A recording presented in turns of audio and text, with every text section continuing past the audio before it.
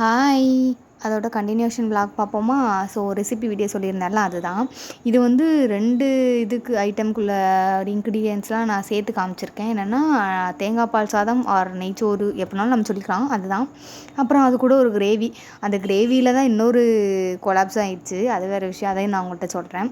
அப்புறம் வந்து சரி இப்போ நெய் சாதமா அதுக்கு நம்ம என்னென்னு பார்த்துடலாமா? ஃபஸ்ட்டு வந்து நெய், எண்ணெய் எல்லாம் 2மே ஈக்குவலாக ஊற்றிக்கிட்டேன்.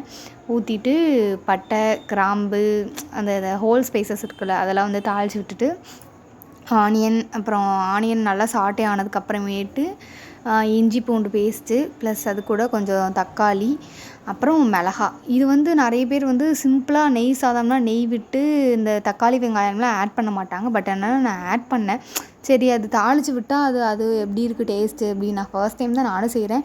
ஆனால் சூப்பராக வந்துருந்துச்சு. நான் வந்து ஃபர்ஸ்ட் டைம் நான் செய்கிறேன். ஆனால் சாப்பிட்ருக்கேன். எங்கள் அத்தை எல்லாம் செஞ்சு நான் சாப்பிட்ருக்கேன்னா, ஸோ அதை நம்ம ட்ரை பண்ணி பார்ப்போம்னா நான் சூப்பராக வந்துருந்துச்சு. நல்லாவும் இருந்துச்சு. நான் லாஸ்ட்டில் அந்த இது பண்ண வீடியோவை எடுக்காமல் விட்டுட்டேன். அந்த கிளிப்பை விட்டுட்டேன். பட் என்னென்னா சூப்பராக இருந்துச்சு. நீங்கள் ட்ரை பண்ணி பாருங்கள். இந்த மெத்தடில் ட்ரை பண்ணுங்கள். சூப்பராக இருக்கும்.